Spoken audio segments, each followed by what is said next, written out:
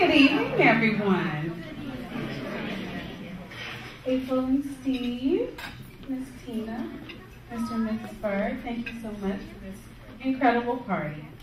I will ask you all in advance to forgive me if I cry, because this is just a very beautiful and emotional moment for me. So, April and I met back in '06 when she moved in across the hall from me in Venice.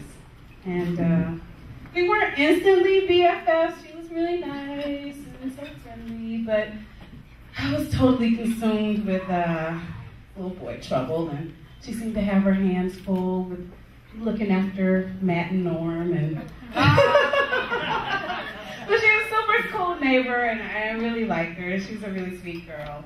But as fate would have it, our relationship was definitely destined to change.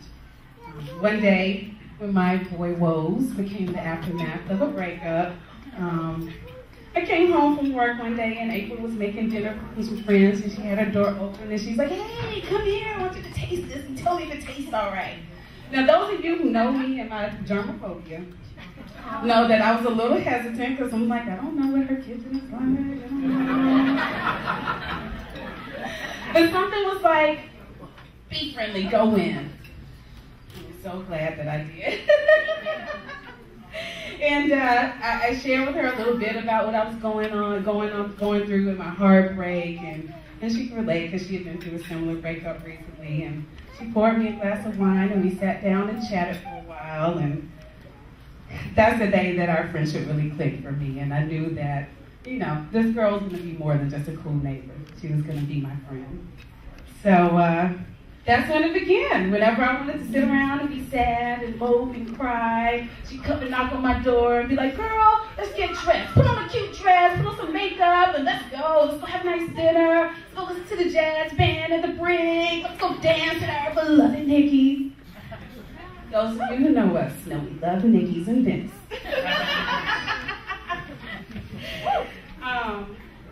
And, you know, it seemed like I was going through like the worst thing ever in my life at that time, and this girl that I'd only known for a little while treated me like someone who'd known me for years, and she had my back like a true friend in such a short amount of time. And I knew that I found a kindred spirit, and this was someone that was really special. And our relationship quickly became one of collaboration and support, and we had tons of fun. The summer of '07 was legendary. It was incredible. And though our friendship hasn't always been big fun, I'll never forget that morning that April knocked on my door to come and tell me that her dad, Norm, had passed. And I'll never forget the morning that I sat in that hospital room in Atlanta by myself and called my best friend and told her that my mom had passed. Oh, sorry. But through all of this heartache and pain and hard times, like we're just two fun-loving girls who love life, and it just seems so crazy that we have to deal with so much heavy stuff so young. But through all of it, we had each other, and we made it together. And I don't know how I would have made it through that without you. Sorry. So I just thank you so much for always being an incredible friend, and you're like the sister I never had, and I just love you so much. So, as a girlfriend, you get to witness, you know, you get a front seat to all of the craziness and drama that your girlfriends go through, and when you're young and single, top of that list is, you know, finding the right guy and finding Prince Charming. And so, my girl April is such an amazing and incredible girl. My wish, one of my greatest wishes for her was always to just find an incredible guy and a great guy. And so when she met Steve, I was definitely a little reluctant and hesitant, like, I don't know about this guy, let me see. And you know, as a girlfriend, you sit around and you just wait. He's gonna do something to mess up and prove that he is not good enough for my friend.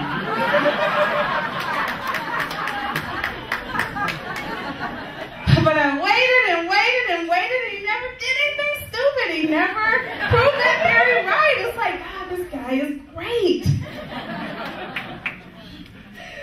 So I just want to say, Steve, you've been a consummate gentleman, like an ultimate example to all guys, like how to be a true gentleman, how to properly court a lady. And I'm just so thankful and so happy that my best friend met an incredible guy like you to spend the rest of her life with.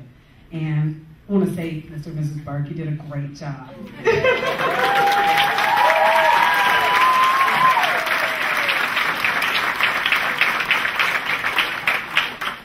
So happy that God created the opportunity for you two to come into each other's lives and for you to be April's Prince Charming, and so grateful for that fateful day in Vegas when you two were stranded on that tarmac.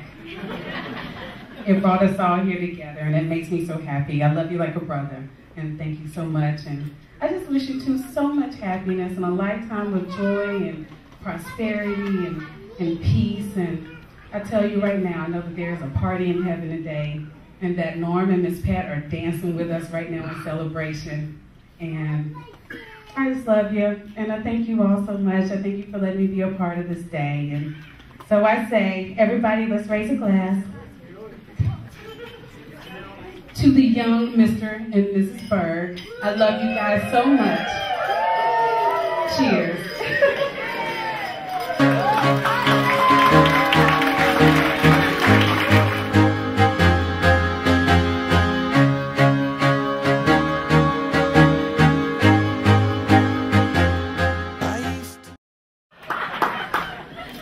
First off, I'd like to congratulate April and Steve. April, you look stunning out there. If you don't know me, I'm Mike, and I'm Steve's best man. I'm very honored to be so. We met playing basketball in junior high school. I should rephrase that. We met on the bench watching the starters play basketball. We became best friends throughout high school, and then we took our education to Cal Poly right here in San Luis Obispo.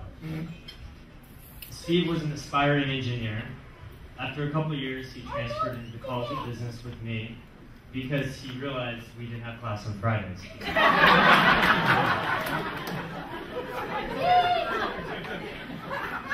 I graduated Cal Poly a year before Steve and joined an accounting firm. When Steve graduated a year later, I hired him.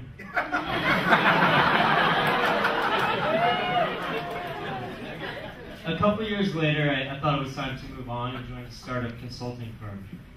A year later, again, I hired Steve. I guess you could say we followed a similar path in life, but Steve knows I've always led the way.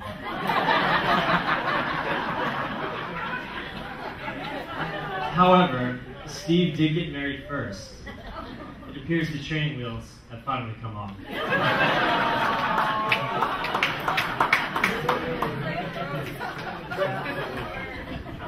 We were down in Phoenix for one of Steve's bachelor parties.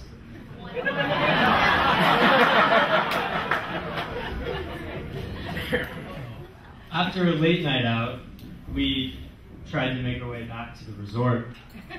As best man, I was tasked with making sure he made it back in one piece alive. We all got back to the resort, which is about 30 minutes away from where we were out that night. And we were all having a good time. It was a little quieter than normal. We looked around, and someone asked where Steve was. We shrugged our shoulders. He was not there. Somehow I had managed to lose the bachelor. April, he's now your responsibility. By the way, I last saw him in a rickshaw wearing a Fiesta hat, so good luck. Other than loving April, Steve's favorite thing in life is playing poker. After a frequent losing stint at the tables, he'll always say the same thing. In the long run, I'm always up. I never quite understood that, because every time I see him play, he loses. And then he rambles on for minutes about how it wasn't his fault.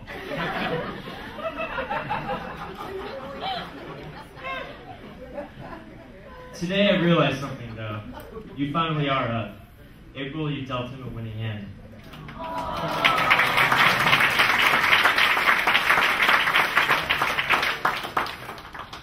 Steve and I were in Las Vegas for a weekend in August of 2008. He decided to extend his trip an extra day and leave on Monday morning. He made it to the airport, got seated in an aisle seat. April happened to be seated in the aisle seat across from him. The plane pushed back from the jetway, but it didn't take off. It was stranded for 3 hours on the tarmac. Steve had a piece of chewing gum. He offered some to April. April accepted, and their journey had officially begun.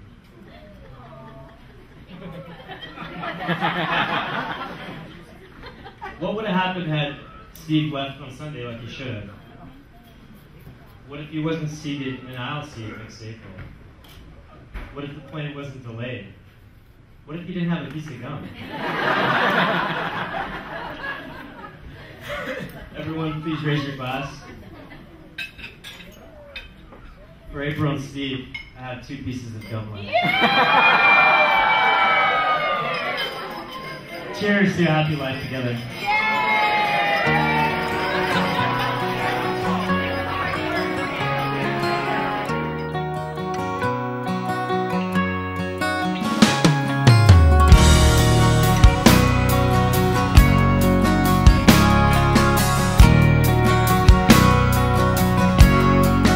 This is my life.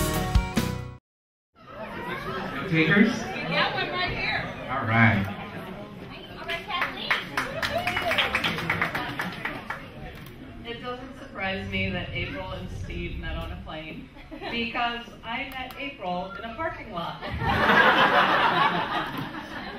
Some of you may know she's a huge Tori Amos fan, as huge as me, and I live in San Diego. I had driven up to LA the night before the new Tori album went on sale at 10 a.m. because the first 200 people would get a wristband to come back and see her a month later. I had taken off work, called in, driven up, stayed in a hotel, and so I got up at 5 in the morning, and at 6 in the morning I met April in the parking lot, bumping Tori's new album in her car. We parted ways a month later. I met up again. We met Tori, and then ever since we go to Tori shows together. We've seen her in Zurich and London and Prague. We followed her around together. And that's my April story. But I just love April because she's so genuine, so sincere, so friendly and heartfelt. She wasn't there alone. She was there with another friend. But she saw that I was there alone, and she welcomed me in and invited me into her circle. And April, I just love you so much, and I'm so happy that you found Steve. You guys are an awesome couple, and congratulations.